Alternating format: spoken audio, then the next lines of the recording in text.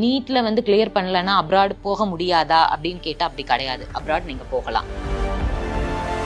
Consultant வந்து ஒரே ஒரு கண்ட்ரிக்கு மட்டும் பண்ணாமல் நிறைய கண்ட்ரிக்கு பண்ணுறவங்களா இருக்கணும். இப்போ நீங்கள் ஒரு கண்ட்ரி ஒரு காலேஜ் பண்ணுறவங்களை பற்றி நீங்கள் பண்ணும்போது என்ன சொல்லுவாங்கன்னா, அந்த கண்ட்ரி தான் பெஸ்ட்டு, அந்த காலேஜ் தான் பெஸ்ட்டு அப்படின்னு சொல்லிட்டு அதில் இருக்கிற நெகட்டிவ் பாயிண்ட்ஸ் எதுவுமே சொல்லாமல் எல்லாமே பாசிட்டிவ் மட்டுமே சொல்லுவாங்க. எந்த இடமுமே வந்து 100% நெகட்டிவும் கிடையாது, 100% பாசிட்டிவ்ஸும் கிடையாது. ஒரு 18 வயசு குழந்தை வந்து ஒரு நாட்டுக்குள்ளே போகும்போது அங்கே என்னென்ன நெகட்டிவ்ஸ்லாம் இருக்குதுன்னு தெரிஞ்சுட்டு போச்சுன்னா அவங்க வந்து ப்ரிப்பேராக இருப்பாங்க. எல்லாமே சூப்பராக இருக்கும்னு சொல்லிட்டு ஃபர்ஸ்ட் டே உள்ளே போன உடனே அவங்களுக்கு வந்து அவங்க எதிர்பார்த்த மாதிரி இல்லைன்னா அது ப்ராப்ளம்.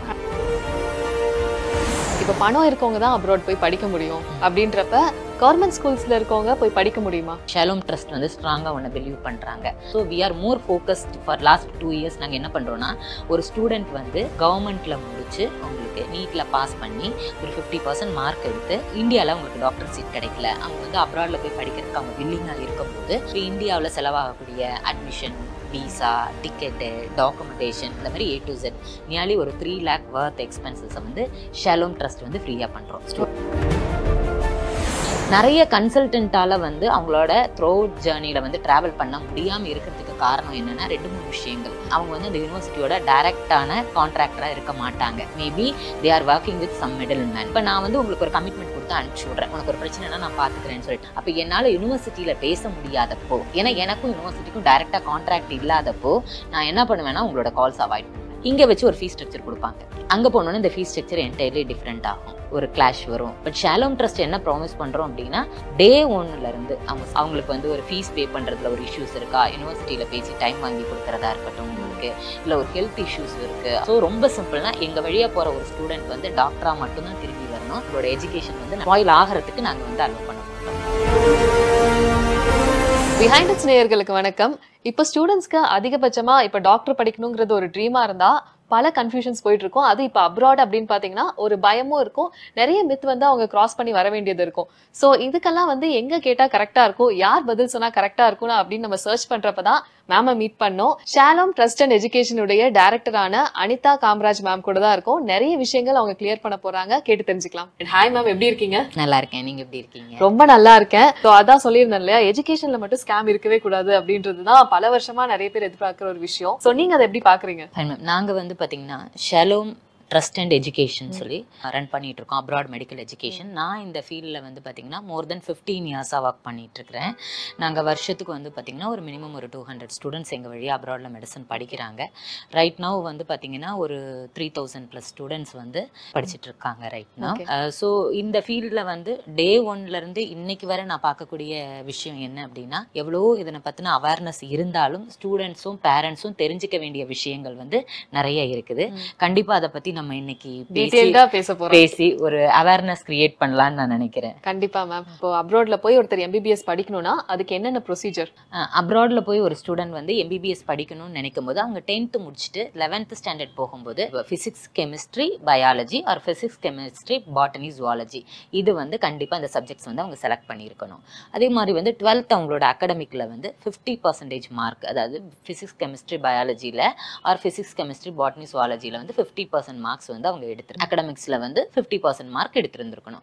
அதுக்கப்புறம் வந்து அஸ் பர் இந்தியன் நார்ம்ஸ் வந்து இந்தியாவில் நாளைக்கு அப்ராட்ல MBBS முடிச்சுட்டு இந்தியாவில் வந்து ப்ராக்டிஸ் பண்ணுறதுக்காக நீட்ல வந்து பாஸ் மார்க் எடுத்திருக்கணும். அதாவது மினிமம் எலிஜிபிலிட்டி நீட்ல இருக்கணும். அப்படி இருந்தால் மட்டும்தான் ஒரு ஸ்டூடெண்ட் போய் மெடிசன் அப்ராட்ல படிச்சுட்டு இந்தியா வந்து திரும்ப டாக்டரா ப்ராக்டிஸ் பண்ண முடியும். இப்போ நீட் வந்து கிளியர் பண்ணல அப்படின்னா அதுல என்னென்ன டிராபேக்ஸ் அப்ராட் போய் படிக்கிறப்போ? ஆக்சுவலி வந்து நீட்ல வந்து கிளியர் பண்ணலன்னா அப்ராட் போக முடியாதா அப்படின்னு கேட்டால் அப்படி கிடையாது. அப்ராட் நீங்க போகலாம்.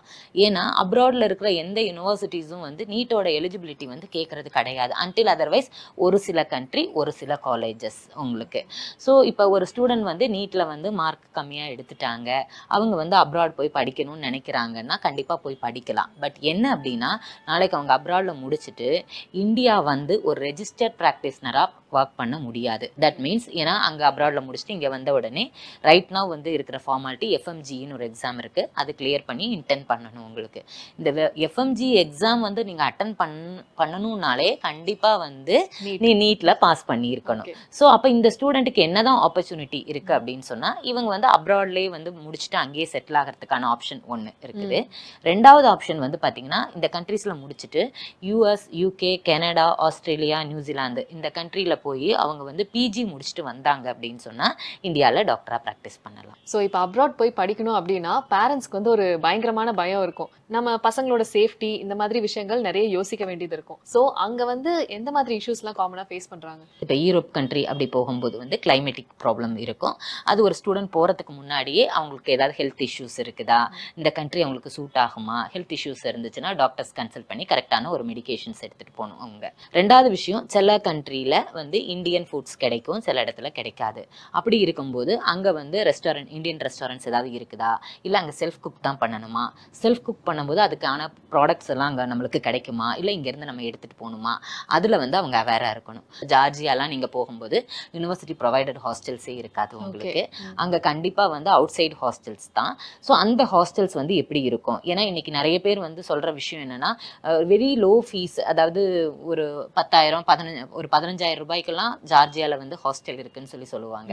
பட் அந்த இருக்கு, எந்த நிலைமையில இருக்குது. ஸோ அந்த பத்தின அவேர்னஸ் வந்து கண்டிப்பா ஒரு பேரண்ட்டுக்கு இருக்கணும். ஸோ பிஃபோர் லீவிங் என்ன மாதிரி ஃபுட்ஸ் கொடுக்குறாங்க, 3 டைம் ஃபுட் கொடுக்குறாங்களா, 2 டைம் ஃபுட் கொடுக்குறாங்களா, இந்தியன் ஃபுட் கிடைக்குமா, சவுத் இந்தியன் கிடைக்குமா, இல்லை நார்த் இந்தியனா அப்படிங்கிறத வந்து அவங்க கிளியர் பண்ணிட்டு போகணும். உங்களுக்கு அந்த மாதிரி பண்ணிட்டு போது ப்ராப்ளம் இருக்காது. நிறைய கன்சல்டன்ஸ் வந்து என்ன பண்ணுவாங்கன்னா கவுன்சிலிங் கொடுப்பாங்க. பட் ஆனா த்ரூ அவுட்டா அவங்க கூட அந்த ஜேர்னில இருப்பாங்களா அப்படின்னா அது ஒரு கேள்விக்குறியா இருக்கு. நீங்க அதை எப்படி கொண்டு போறீங்க? ஷாலோம் ட்ரஸ்ட் வந்து பாத்தீங்கன்னா டே 1ல இருந்தே அவங்க கோர்ஸ் முடிச்சு இங்க வந்து எக்ஸாம் கிளியர் பண்ணி நாளைக்கு வந்து பிஜி ஏதாவது வந்து அப்ராட்ல அவங்க பண்ணணும்னா யூஎஸ், யூகே, ஜெர்மனி இந்த மாதிரி கண்ட்ரிஸ் பண்ணணும், அதுக்கு பிஜி ஃபுல் சப்போர்ட். ஸோ சிம்பிளா சொல்ல போனா அவங்க வந்து பேரண்ட், நாங்க கார்டியன். இதுதான் எங்களோட பேஸ். எஸ் எஸ் இதுதான் நாங்க எங்க ஸ்டூடெண்ட்ஸ்க்கு நாங்க கொடுக்குற வந்து ஒரு ப்ராமிசிங் வேர்டு. நிறைய கன்சல்டன்ட்டால வந்து அவங்களோட த்ரூ அவுட் ஜேர்னில வந்து டிராவல் பண்ண முடியாம இருக்கிறதுக்கு காரணம் என்னன்னா 2-3 விஷயங்கள். ஒன்று வந்து அவங்க வந்து அந்த யூனிவர்சிட்டியோட டைரக்டான கான்ட்ராக்டரா இருக்க மாட்டாங்க. Maybe they are working with some middle man. அப்படி இருக்கும்போது இப்போ நான் வந்து உங்களுக்கு ஒரு கமிட்மெண்ட் கொடுத்து அனுப்பிச்சி விட்றேன், உனக்கு ஒரு பிரச்சனைனா நான் பார்த்துக்கிறேன்னு சொல்லிட்டு. ஒரு ஸ்டூடெண்ட்க்கு ஒரு ப்ராப்ளம் வருது, அப்போ என்னால் யூனிவர்சிட்டியில் பேச முடியாதப்போ, ஏன்னா எனக்கும் யூனிவர்சிட்டிக்கும் டைரக்டாக கான்ட்ராக்ட் இல்லாதப்போ நான் என்ன பண்ணுவேன்னா உங்களோட கால்ஸ் அவாய்ட் பண்ணுவேன். ரெண்டாவது விஷயம் என்ன ஆகும் அப்படின்னா, இங்கே வச்சு ஒரு ஃபீஸ் ஸ்ட்ரக்சர் கொடுப்பாங்க, அங்கே போனோன்னா இந்த ஃபீஸ் ஸ்ட்ரக்சர் என்டையர்லி டிஃப்ரெண்ட் ஆகும். ஆட்டோமேட்டிக்காக என்ன ஆகும்னா அவங்க கால் பண்ணும்போது அது ஒரு கிளாஷ் வரும். ஸோ அங்கே கட் ஆகிடும். பட் ஷாலோம் ட்ரஸ்ட் என்ன ப்ராமிஸ் பண்ணுறோம் அப்படின்னா, டே 1லேருந்து அவங்க 6 இயர்ஸ் கோர்ஸ் கம்ப்ளீட் பண்ணி பிஜிஸ் என்னவா இருந்தாலும் அதுக்கு ஃபுல் கைடன்ஸ். எப்போவுமே அவங்க எங்களோட ஸ்டூடெண்ட் தான். அவங்களுக்கு வந்து ஒரு ஃபீஸ் பே பண்ணுறதுல ஒரு இஷ்யூஸ் இருக்கா, யூனிவர்சிட்டியில் பேசி டைம் வாங்கி கொடுக்குறதா இருக்கட்டும், உங்களுக்கு இல்லை ஒரு ஹெல்த் இஷ்யூஸ் இருக்குது, அவங்களுக்கு வந்து ஏதாவது ஒரு ஸ்பெஷல் மெடிக்கேஷனோ ஃபுட்டோ அரேஞ்ச் பண்ணி கொடுக்கணுமா, அந்த மாதிரி பண்ணி கொடுக்குறதா இருக்கட்டும். ஸோ ரொம்ப சிம்பிள்னா எங்கள் வழியாக போகிற ஒரு ஸ்டூடெண்ட் வந்து டாக்டராக மட்டும்தான் திரும்பி வரணும். வேற எக்காரணம் கொண்டு அவங்களோட எஜுகேஷன் வந்து நடுவில் ஸ்பாயில் ஆகிறதுக்கு நாங்கள் வந்து அலோவ் பண்ண மாட்டோம். பட் இப்போ நீங்கள் சொல்கிறப்ப எங்களுக்கு தெரியுது நீங்கள் வந்து யூனிவர்சிட்டியோட அந்த ஒரு கம்யூனிகேஷனில் இருக்கீங்க அப்படின்றது.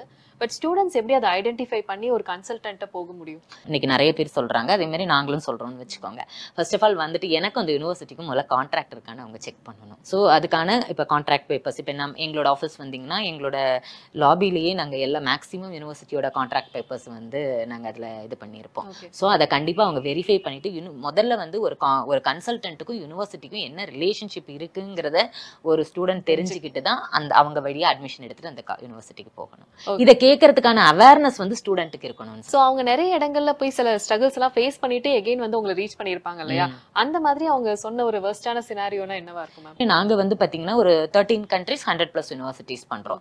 ஸோ அப்படிங்கும்போது எங்களோட ஃபீஸ் பேக்கேஜஸ் எடுத்துட்டிங்கன்னா 13 countries எடுத்துட்டிங்கன்னா நம்ம வந்து south America, Poland, Hungary, Russia, Georgia, Armenia, Kyrgyzstan, Kazakhstan நிறைய கண்ட்ரி பண்ணுறோம். எங்களோட ஃபீஸ் பேக்கேஜ் எப்படி இருக்கும்னா 2 lakh per annum இருந்து மேக்ஸிமம் 30 lakh per annum வரை பேக்கேஜ் இருக்கு. ஓகே. ஸோ இப்போ வந்து ஒரு பர்டிகுலர் டிஸ்ட்ரிக்ஸ்ல இருந்து கால் பண்ணும்போது அவங்க என்ன கேட்பாங்கன்னா லோ பட்ஜெட் அப்படின்னு சொல்லி கேட்கும்போது நம்ம சொல்லுவோம் இதுதான் 2 lakhs per annum.